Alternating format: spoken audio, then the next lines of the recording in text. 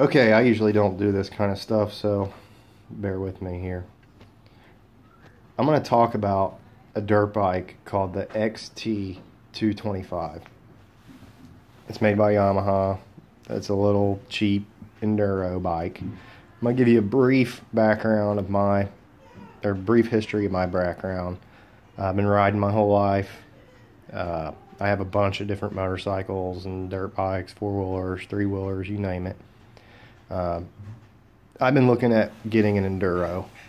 I'm not exactly sure which kind. I don't really know too much about these things. So anyway, somebody dropped off an enduro here for me to work on, and I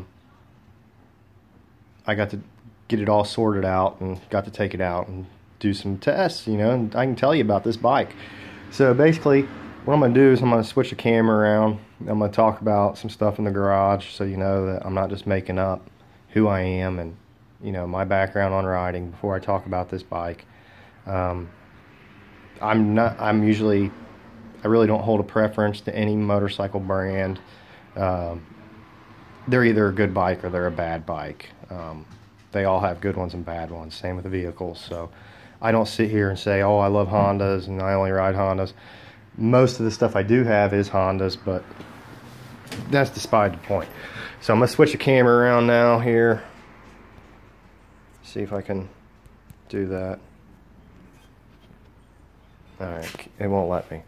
So this is a three-wheeler that I have. A 250R three-wheeler that I'm putting together.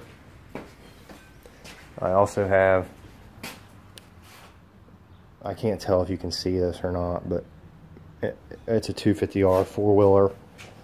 It's set up for flat track. I've raced motocross my whole life. I'm into flat track now. I also got a Woods 250R quad, Woods Racing. Now, to talk about this Yamaha,